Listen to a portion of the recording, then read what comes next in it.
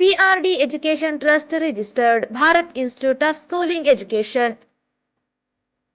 ಕರ್ನಾಟಕ ಸರ್ಕಾರದಿಂದ ಅನುಮತಿ ಮತ್ತು ಮಾನ್ಯತೆ ಪಡೆದಿದೆ. ಪ್ರವೇಶಗಳು ಪ್ರಾರಂಭವಾಗಿವೆ. ನೇರವಾಗಿ ಎಸ್ಎಲ್ಸಿ ಮತ್ತು ದ್ವಿತೀಯ ಪಿಯುಸಿ ಕಲಾ, ವಾಣಿಜ್ಯ ಮತ್ತು ವಿಜ್ಞಾನಕ್ಕೆ ಉನ್ನತ ವ್ಯಾಸಂಗಕ್ಕಾಗಿ ಬಡ್ತಿ ಹೊಂದಲು ಸರ್ಕಾರಿ ಉದ್ಯೋಗಕ್ಕೆ ಮಾನ್ಯತೆ ಪಡೆದಿದೆ. ವಿಳಾಸ: ಸ್ಟೇಷನ್ ವೃತ್ತ, ಬಾಲಾಜಿ ಕಾಂಪ್ಲೆಕ್ಸ್, ಎಂಪ್ಲಾಯ್ಮೆಂಟ್ ಕಚೇರಿ ಪಕ್ಕದಲ್ಲಿ, ರಾಯಚೂರು. ಹೆಚ್ಚಿನ ಮಾಹಿತಿಗಾಗಿ ಸಂಪರ್ಕಿಸಿ 9449416176 ಹಾಗೂ 8050151776. ನಗರದ ಕಾಂಗ್ರೆಸ್ ಕಚೇರಿಯಲ್ಲಿ ಶನಿವಾರ ಸುದ್ದಿಗೋಷ್ಠಿಯನ್ನು ಉದ್ದೇಶಿಸಿ ಮಾತನಾಡಿದ ಅವರು, ಗಾಂಧೀಜಿ ಅವರು ಕಾಂಗ್ರೆಸ್ ಅಧ್ಯಕ್ಷರಾಗಿ ಅಧಿಕಾರ ವಹಿಸಿಕೊಂಡು ಕಳೆದ ಡಿಸೆಂಬರ್ 26ಕ್ಕೆ 100 ವರ್ಷ ತುಂಬಿದ ಹಿನ್ನೆಲೆಯಲ್ಲಿ ಸಮಾವೇಶವನ್ನು ಮಾಡಲಾಗುತ್ತಿದೆ. ಎಐಸಿಸಿ ಅಧ್ಯಕ್ಷ ಮಲ್ಲಿಕಾರ್ಜುನ್ ಖರ್ಗೆ ಹಾಗೂ ಎಐಸಿಸಿ ನಾಯಕ ಸೋನಿಯಾ ಗಾಂಧಿ, ರಾಹುಲ್ ಗಾಂಧಿ, ಮುಖ್ಯಮಂತ್ರಿ ಸಿದ್ದರಾಮಯ್ಯ, ಉಪಮುಖ್ಯಮಂತ್ರಿ ಡಿಕೆ ಶಿವಕುಮಾರ್ ಭಾಗವಹಿಸಲಿದ್ದಾರೆ ಎಂದರು. ಜಿಲ್ಲೆಯ ಪ್ರತಿ ತಾಲೂಕಿನಿಂದ 100 ಜನಕ್ಕೂ ಹೆಚ್ಚು ಕಾಂಗ್ರೆಸ್ ಕಾರ್ಯಕರ್ತರು ಹಾಗೂ ಮುಖಂಡರು ಸಮಾವೇಶದಲ್ಲಿ ಭಾಗವಹಿಸಲಿದ್ದಾರೆ ಎಂದ ಅವರು, ಕಾಂಗ್ರೆಸ್ ಪಕ್ಷ ಗಾಂಧೀಜಿ ಆದರ್ಶ ಹಾದಿಯಲ್ಲಿಯೇ ನಡೆಯುತ್ತದೆ ಎಂದರು. ತಮಗೂ ಗೊತ್ತಿದೆ, ಇಡೀ ರಾಜ್ಯ ಜನರಿಗೆ ಗೊತ್ತಿದೆ. ಈಗಾಗಲೇ ಈ ಒಂದು ಸಮಾವೇಶ ಮಹಾತ್ಮ ಗಾಂಧೀಜಿಯವರ ಬೆಳಗಾವಿನಲ್ಲಿ ಎಐಸಿಸಿ ಅಧ್ಯಕ್ಷರಾಗಿ ಆ ಒಂದು ಸಭೆಯಲ್ಲಿ ಪಾಲ್ಗೊಂಡಿರೋ ಒಂದು ಹಿನ್ನೆಲೆಯಲ್ಲಿ ಇವತ್ತು ಈ ಕಾರ್ಯಕ್ರಮ ನಾವು ಮಾಡ್ತಾ ಇದ್ದೀವಿ.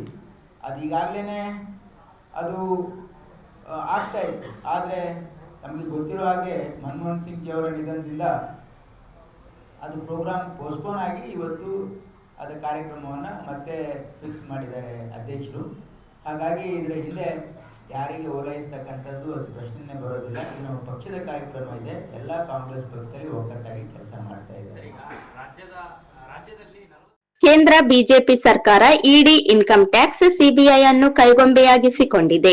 ವಿರೋಧ ಪಕ್ಷದವರ ಮೇಲೆ ಇಡಿ, ಇನ್ಕಮ್ ಟ್ಯಾಕ್ಸ್, ಸಿಬಿಐ ರೈಡ್ ಮಾಡಿಸಿ ಬಿಜೆಪಿ ಪಕ್ಷಕ್ಕೆ ಸೇರಿಕೊಳ್ಳುತ್ತಿದ್ದಾರೆ ಎಂದು ಆರೋಪಿಸಿದ ಅವರು, ಈ ದೇಶದಲ್ಲಿ ಮೋದಿ ಸರ್ಕಾರ ಇಡಿ, ಇನ್ಕಮ್ ಟ್ಯಾಕ್ಸ್, ಸಿಬಿಐ ಅನ್ನು ದುರ್ಬಳಕೆಯನ್ನು ಮಾಡಿಕೊಳ್ಳುತ್ತಿದ್ದಾರೆ ಎಂದರು.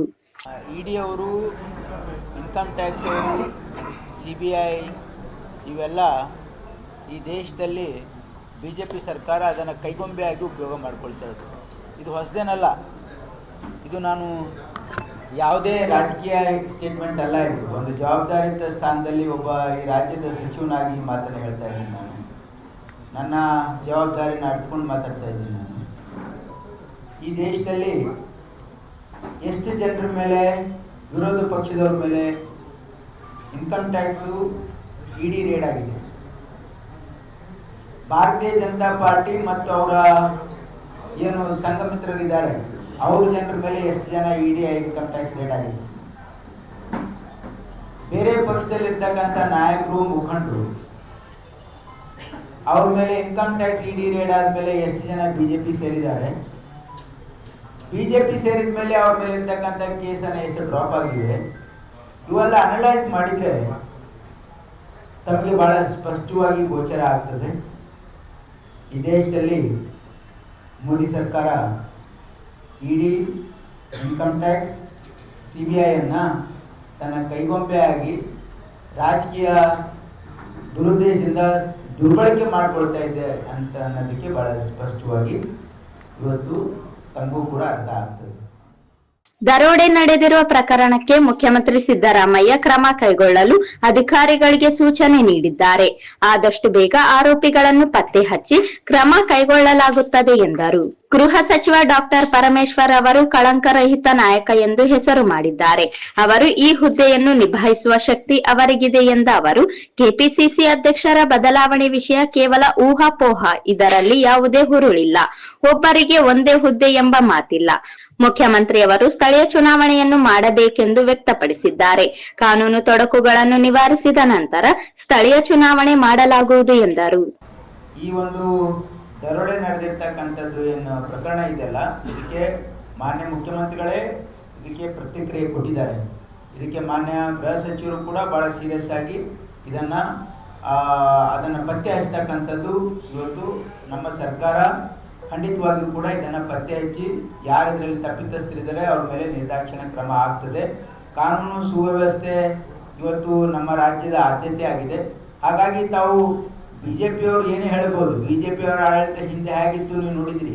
ಆದರೆ ಈ ರೀತಿ ಇವತ್ತು ಏನಾಗಿದೆಯಲ್ಲ, ಅದಕ್ಕೆ ಖಂಡಿತವಾಗಿ ನಮ್ಮ ಸರ್ಕಾರ ಖಂಡಿತವಾಗಿ ಇದನ್ನ ಪತ್ತೆ ಹಚ್ಚಿ ಅವ್ರ ಮೇಲೆ ನಿರ್ದಾಕ್ಷಿಣ್ಯ ಕ್ರಮ ಆಗ್ತದೆ.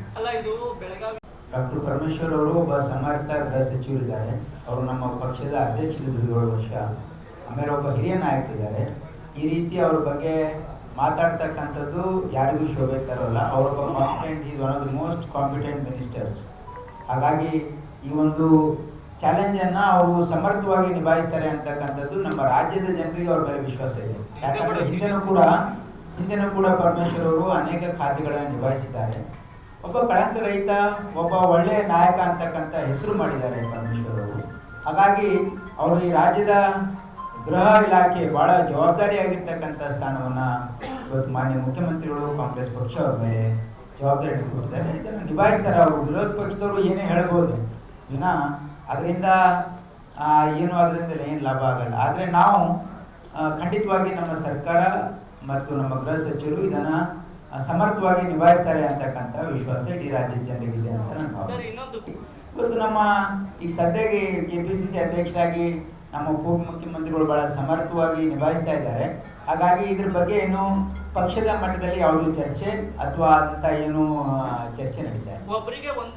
ಇವತ್ತು ನಮ್ಮ ಮಾನ್ಯ ಮುಖ್ಯಮಂತ್ರಿಗಳು ಕೂಡ ಇದಕ್ಕೆ ನಾವು ಚುನಾವಣೆ ಮಾಡಬೇಕು ಅಂತಕ್ಕಂಥದ್ದನ್ನೇ ಇವತ್ತು ವ್ಯಕ್ತಪಡಿಸಿದ್ದಾರೆ. ಮಾನ್ಯ ಮುಖ್ಯಮಂತ್ರಿಗಳು ಬಹಿರಂಗವಾಗಿಯೇ ಸಭೆಯಲ್ಲಿ ಹೇಳಿದ್ದಾರೆ.